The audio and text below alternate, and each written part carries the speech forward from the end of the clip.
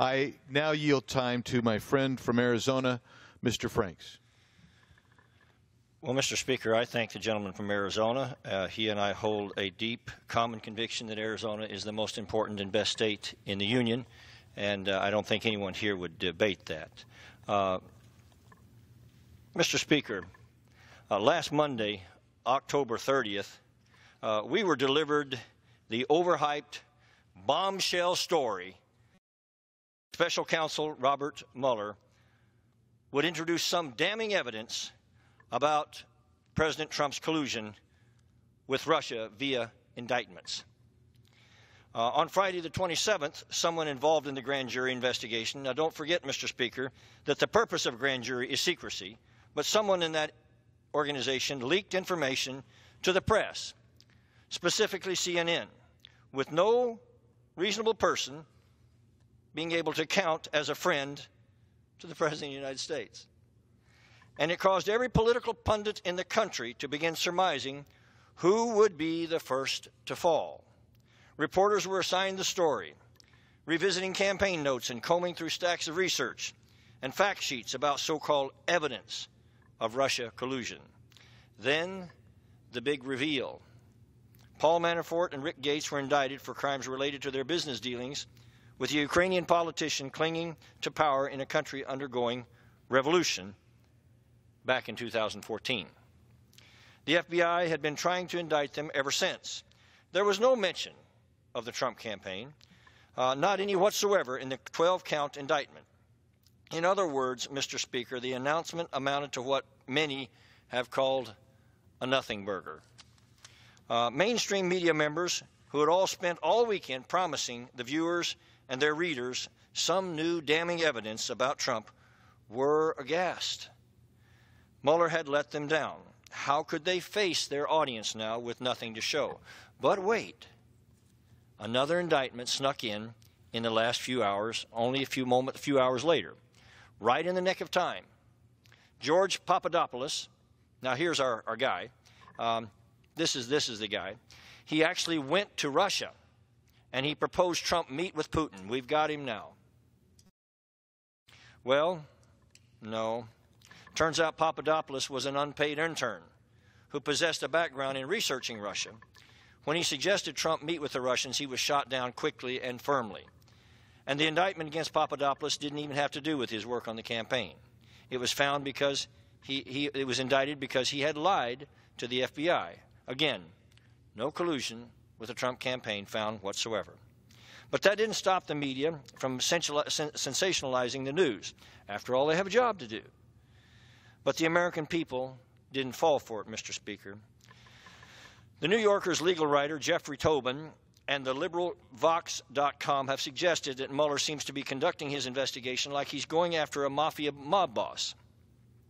The problem with treating the Trump campaign as an organized crime organization, clearly, as it presumes Trump's guilt, no matter how well-intentioned and full of integrity Mr. Mueller might be, if he is treating Trump like Al Capone, his tactics are wrong. When trying to pursue charges on a mafia boss, the FBI pulls in the street guys, threatens them with life in jail or some other steep charge unless they spill the beans on their superior. Once they crack, they bring in the next level, all the way to the top. This is a well-known tactic, and it incentivizes those arrested to invent some spurious testimony against their superiors. Could Mr. Mueller be acting with vengeance, or to vindicate his good friend and colleague James Comey, who had a very public feud with the president? Well, we don't know, Mr. Speaker, but it's hard to take any charges with this investigation seriously when they're going about it in this fashion.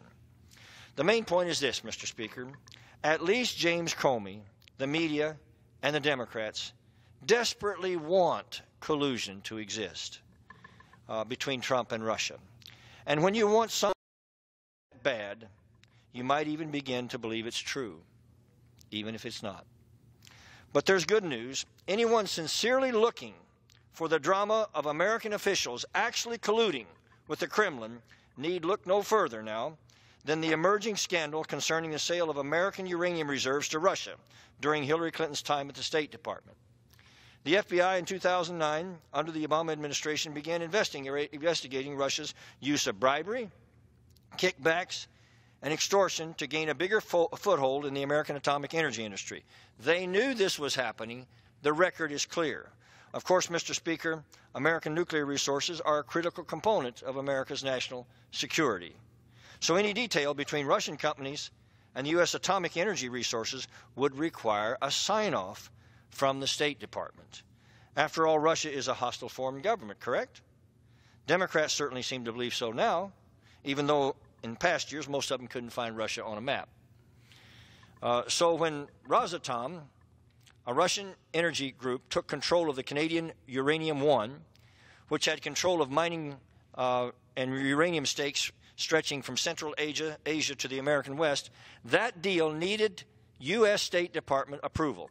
After all, this meant that Russia, a hostile foreign power, would control 20% of America's uranium industry. And of course, as Obama's FBI was investigating Russia for bribes and extortion related to atomic energy, this deal should have raised a red flag for the State Department. Vladimir Putin really wanted the deal to go through because, per the New York Times, it would allow him to realize his goal of becoming one of the world's major atomic energy players. The only thing standing in his way was Hillary Clinton's State Department. The month the deal was approved by Hillary Clinton's State Department, Bill Clinton received $500,000 from a Russian investment bank with ties to the Kremlin for a, quote, speaking engagement in Moscow. Then, Mr. Speaker, Uranium One's chairman used his family foundation to make a series of donations to the Clinton Foundation, totaling $2.35 million. Now, being under agreement to disclose all their foundation contributions publicly, the Clintons neglected still to reveal the Uranium One donations. That's pretty convenient, Mr. Speaker. Are we paying attention here, sir? Now, since the media seems to have an insatiable appetite for Russian collusion, let's take a look at the Uranium One deal. That's a story worth looking into, Mr. Speaker, and I would bet the biggest stake in Washington with anyone in this place that if a special counsel was appointed to look into it, that investigation would bring some truly legitimate results. And with that, I thank